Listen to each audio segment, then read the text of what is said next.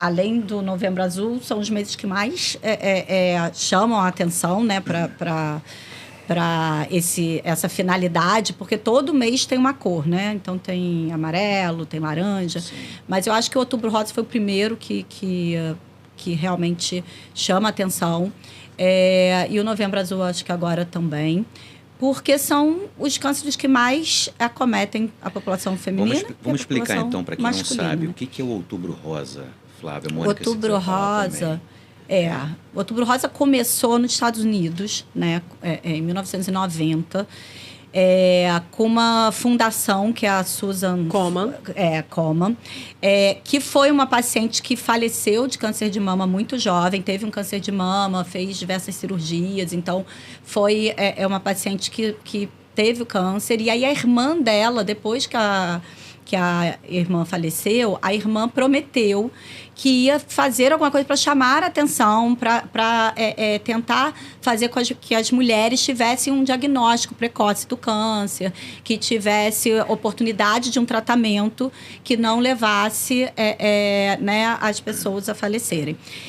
Então, ela começou a fazer corridas, caminhadas, e aí começou a distribuir aquele lacinho rosa. Sim. Que hoje é o símbolo, né, acho que da mastologia, do câncer de mama.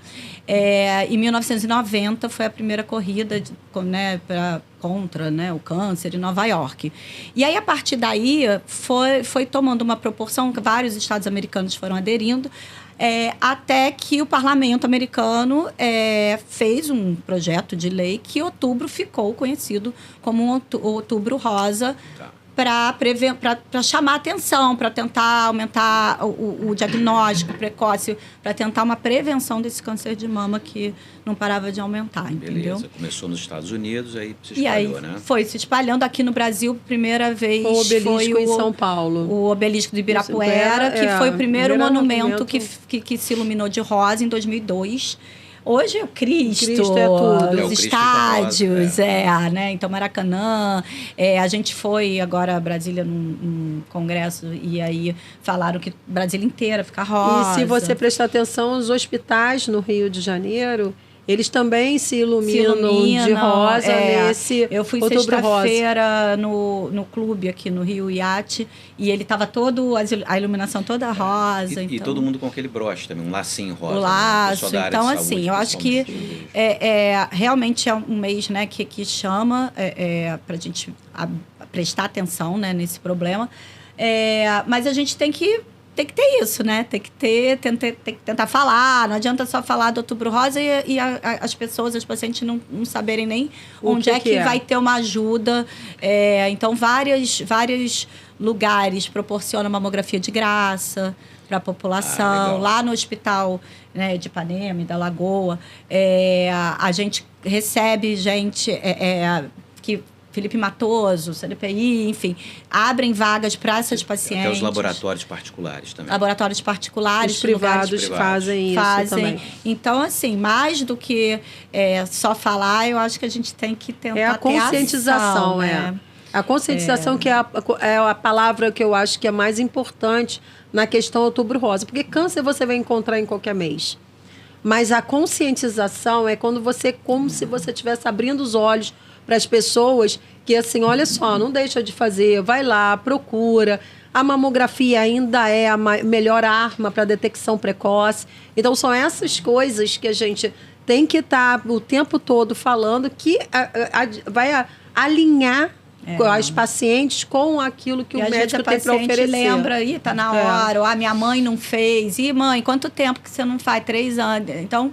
chamar a atenção e a gente tentar também ver o que a gente pode fazer para diminuir essa estatística que não para de aumentar. E nós tivemos o primeiro programa, viu, Cloida? Foi com a Mônica, e a Mônica falou que esse ano o índice de câncer de mama seria de mais de 73 mil casos. É um índice alto, né, gente? Não, e assim, eu peguei outro dia uma palestra de Outubro Rosa, né, que eu fui pegar, deve ter 4 anos. Aí a previsão, né, a estimativa de novos casos, acho que era 66 mil. Aí depois passou para 69 mil. E a gente, né, fala, nossa, quase 70 mil novos casos aqui no Brasil de câncer de mama.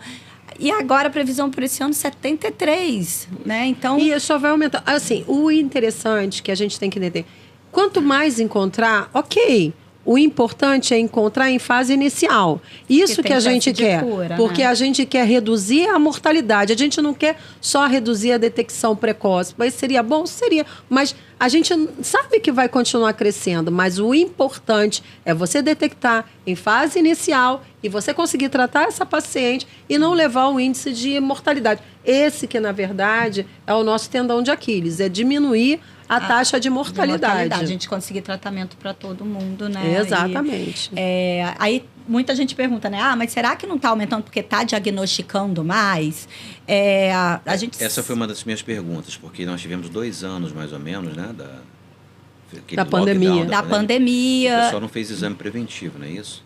Muita gente não, infelizmente. Não era possível fazer, né? Ficou muito parado. Meio parado. Né? E assim, o medo de morrer por uma doença como a Covid. Então, isso mexeu muito com a cabeça das pessoas. E com dos médicos também. Vamos lá ser verdadeiros. Porque tinha medo, de repente, uma daquelas pacientes poder estar com a Covid e morrer, né? Então... e ir fazer uma mamografia e pegar a Covid no laboratório, né? Então, assim, realmente deu uma parada. Mas, assim, não é só que a gente esteja diagnosticando mais. Até porque a gente pega a cobertura mamográfica, a gente falar de paciente privado é uma coisa. A gente falar de... paciente público. A gente vê que não está aumentando, infelizmente, a cobertura mamográfica, né? Então, assim, está aumentando. Acho que a gente deve... Vocês devem ter falado, a gente pode falar, a mudança de estilo de vida, de comportamento, hábito. E que está aumentando mesmo, não só como... o que a mama aumenta, próximo a gente vê aumentando exatamente igual para homem, né? Vamos falar disso aí depois também, sobre aqueles fatores, né? Você já até comentou, fatores mas é bom risco. Agora a gente... Enfatizar. A gente vê outro câncer que está aumentando, que agora já está em segundo lugar, é o de cólon. Né? Que é muito relacionado à alimentação também. Então, eu tive um radio-oncologista, radioterapeuta, que esteve aqui, viu, Cloida? Nosso tempo é radioterapeuta, né? É radioterapeuta, né? Agora é radio-oncologista. Radio-oncologista. É a mesma coisa, né? É a mesma coisa. Então, ele falou isso também, que câncer tem colonoscopia, está cada vez mais diminuindo. Já passou para 45 anos, vai passar, eu acho que daqui a pouco para 40, assim como a mamografia. Né? E o câncer de mama, que é o primeiro na população feminina, né, o mais comum, ele é 3 vezes mais do que o segundo colocado. Né? Você então, está assim, alto o índice, né? É muito mais alto, é muito mais frequente do que os outros. Né? Então, a gente tem que chamar atenção mesmo. Sim, vamos falar. O Carlos André, e você? Me conta, cara. Foi muito bom ouvi-las primeiro, né? Porque... Fala da sua história e o que na verdade... Azul, que a gente vai bater nessa bola aqui.